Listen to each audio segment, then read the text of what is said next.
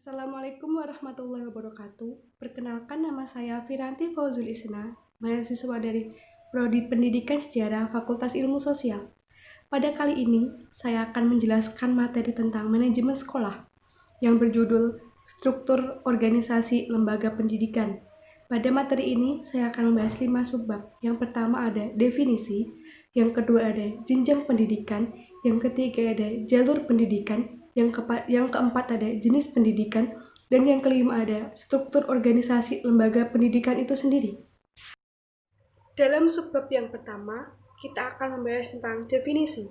Di sini ada 5 definisi yang ingin saya jelaskan. Yang pertama yaitu organisasi, kedua yaitu lembaga, yang ketiga ada pendidikan, yang keempat ada lembaga pendidikan, yang kelima ada organisasi lembaga pendidikan. Yang pertama yaitu organisasi. Organisasi adalah sekelompok orang yang terdiri dari 2 orang atau lebih secara formal dan dipersatukan dalam sebuah kerjasama untuk mencapai tujuan yang telah ditetapkan bersama. Yang kedua yaitu ada lembaga, yaitu sistem hubungan sosial yang terorganisir, yang mewujudkan nilai-nilai dan tata cara umum tertentu dalam memenuhi kebutuhan suatu masyarakat tertentu. Yang ketiga yaitu ada pendidikan, yaitu proses pembelajaran yang harus didapat oleh setiap manusia untuk membuat manusia mengerti, paham, dan lebih dewasa, serta membuat manusia lebih kritis dalam berpikir. Yang keempat yaitu ada definisi lembaga pendidikan. Lembaga pendidikan yaitu suatu lembaga yang bertujuan untuk mengembangkan potensi manusiawi yang dimiliki oleh siswa agar mampu menjalankan tugas-tugas kehidupan sebagaimana manusia, baik secara individu maupun sebagai anggota masyarakat. Kegiatan untuk mengembangkan potensi harus dilakukan secara berencana, sistematis, dan terarah guna mencapai tujuan tertentu. Untuk mencapai tujuan tersebut diperlukan suatu lembaga pendidikan. Keberhasilan suatu lembaga pendidikan ditentukan oleh kriteria tertentu. Keorganisasian suatu lembaga pendidikan tergantung pada beberapa aspek, yaitu jalur, jenjang, dan jenis organisasi lembaga pendidikan. Lembaga pendidikan harus menciptakan pemimpin-pemimpin yang tangguh dan berkualitas dan harus dapat mengubah pola pikir untuk menyesuaikan sesuatu dengan kekuatan manusia atau manpower menjadi kekuatan otak atau main power. Definisi organisasi lembaga pendidikan yaitu organisasi pendidikan adalah koordinasi secara rasional sejumlah orang dalam membentuk institusi pendidikan.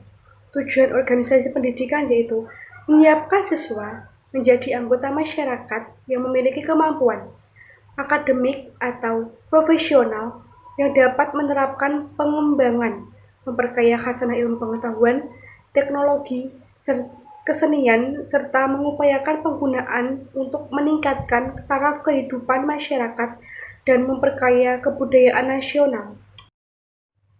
Subbab yang kedua yaitu tentang jenjang pendidikan.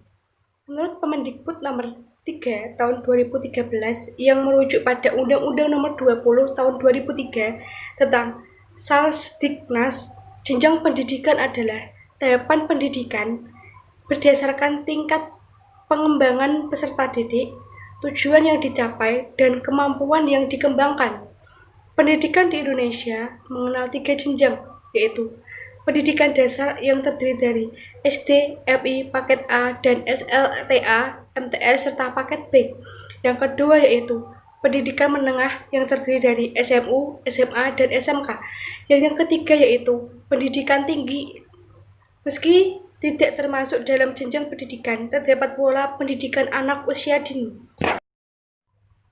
Kali ini saya akan menjelaskan tentang pendidikan anak usia dini atau yang disebut dengan PAUD. PAUD adalah suatu upaya yang ditujukan bagi anak sejak lahir sampai dengan usia 6 tahun yang dilakukan melalui pemberian rangsangan pendidikan untuk membentuk pertumbuhan dan perkembangan jasmani dan rohani agar anak memiliki kesiapan untuk memasuki pendidikan lebih lanjut. Tujuan pendidikan anak usia dini dibagi menjadi 2, yaitu tujuan utama dan tujuan penyerta.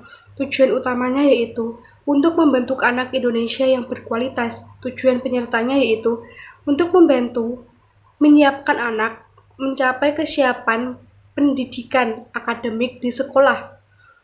Kesatuan pendidikan anak usia dini dibagi menjadi 3, yaitu 1. Jalur pendidikan formal yang terdiri dari Taman Kanak-kanak RA dan Taman Kanak-kanak BA yang ditujukan untuk anak usia 5 tahun. Yang kedua yaitu jalur pendidikan non-formal yang terdiri dari penitipan anak, kelompok bermain, serta PAUD. Yang ketiga yaitu jalur pendidikan informal, yaitu jalur pendidikan yang diselenggarakan oleh keluarga maupun lingkungan masyarakat. Kali ini saya akan menjelaskan tentang pendidikan dasar. Pendidikan dasar merupakan jenjang pendidikan awal selama 12 tahun masa sekolah anak-anak yang melandasi jenjang pendidikan menengah. Pendidikan dasar meliputi SD, MI, SMP, dan MTS. Di dalam pendidikan dasar, anak-anak diajarkan tentang ilmu pengetahuan alam, matematika, ilmu pengetahuan sosial, bahasa Indonesia, bahasa Inggris, kesenian dan kebudayaan, serta olahraga. Kali ini, saya akan menjelaskan tentang pendidikan menengah. Pendidikan menengah merupakan jenjang pendidikan lanjutan dari pendidikan dasar yang terdiri atas pendidikan menengah umum dan pendidikan menengah kejuruan. Di dalam pendidikan menengah, terdapat 2 pembagian pendidikan menengah. Yang pertama ada pendidikan menengah atas, dan yang kedua ada pendidikan menengah kejuruan. Pendidikan menengah atas terdiri atas SMA dan MA, yaitu mengutamakan perluasan pengetahuan untuk melanjutkan pendidikan ke jenjang yang lebih tinggi. Sedangkan pendidikan menengah kejuruan terdiri atas SMK dan MK, yaitu mempersiapkan peserta didik untuk bekerja di bidang tertentu setelah lulus dari pendidikan menengah. Ini saya akan menjelaskan tentang pendidikan tinggi. Pendidikan tinggi merupakan jenjang pendidikan setelah pendidikan menengah yang mencakup program pendidikan diploma, sarjana, magister, dokter, dan spesialis yang diselenggarakan oleh perguruan tinggi. Dalam perguruan tinggi tidak ada istilah guru dan murid, tetapi mahasiswa dan dosen. Jenis-jenis perguruan tinggi dibagi menjadi 4, yaitu akademi, politeknik, institut, dan universitas. Subbab ketiga yaitu ada jenjang pendidikan. Jenjang pendidikan merupakan wahana pendidikan yang dilalui peserta didik untuk mengembangkan potensi diri dalam suatu proses pendidikan yang sesuai dengan tujuan pendidikan. Jalur pendidikan dibagi menjadi 2, yaitu jalur pendidikan formal atau sekolah, dan yang kedua jalur pendidikan luar sekolah atau non-formal dan informal. Subbab yang keempat yaitu ada jenis pendidikan. Jenis pendidikan merupakan kelompok yang didasarkan pada kekhususan tujuan pendidikan suatu satuan pendidikan. Jenis pendidikan di Indonesia ada 7, yaitu pendidikan umum, pendidikan kejuruan, pendidikan akademik, pendidikan vokasi, pendidikan profesi, pendidikan keagamaan, dan pendidikan khusus. Pada subbab yang kelima, saya akan menjelaskan tentang struktur lembaga organisasi pendidikan. Sebelum itu, saya akan menjelaskan apa yang disebut dengan struktur lembaga organisasi pendidikan. Struktur lembaga organisasi pendidikan yaitu suatu susunan skema atau bagan yang menggambarkan hubungan kerja yang membagi dan mengkoordinasi tugas orang dan kelompok sehingga menjadi satu kesatuan dari berbagai segmen dan fungsi lembaga pendidikan dengan tujuan untuk mencapai tujuan dari proses pembelajaran. Menurut Keputusan Menteri Pendidikan Nasional Nomor 44 Tahun 2002 tentang Dewan Pendidikan dan Komite Sekolah. Apa itu Dewan Pendidikan? Dewan Pendidikan adalah badan yang mewadahi peran serta pemertaan dan efisiensi pengelolaan pendidikan di suatu kabupaten atau kota. Sedangkan apa itu komite sekolah? Komite sekolah adalah badan mandiri yang mewadahi peran serta masyarakat dalam rangka meningkatkan mutu, pemerataan dan efisiensi pengelolaan pendidikan di satuan pendidikan itu sendiri. Pada kali ini, saya akan menjelaskan tentang struktur pendidikan di Indonesia.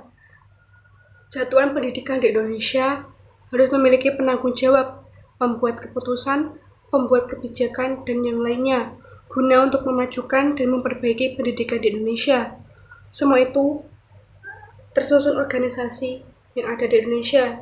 Yang pertama ada Menteri Pendidikan atau yang dikenal dengan Kemendikbud atau Kementerian Pendidikan dan Kebudayaan. Selanjutnya ada Kepala Dinas Pendidikan. Selanjutnya ada Dinas Pendidikan. Dinas Pendidikan dicabang menjadi dua, yaitu Badan Akreditasi Kabupaten atau Kota dan juga Dewan Pendidikan Kabupaten atau Kota. Selanjutnya kepada UPT Kecamatan. UPT Kecamatan baru langsung ke sekolah. Menteri Pendidikan bertanggung jawab pada Presiden. Nah, Kepala Dinas Pendidikan bertanggung jawab kepada Gubernur, sedangkan Dinas Pendidikan bertanggung jawab kepada Bupati. Demikian presentasi yang dapat saya sampaikan. Mohon maaf apabila ada salah-salah kata, baik disengaja maupun tidak disengaja. Wabillahi taufiq wal hidayah. Wassalamualaikum warahmatullahi wabarakatuh.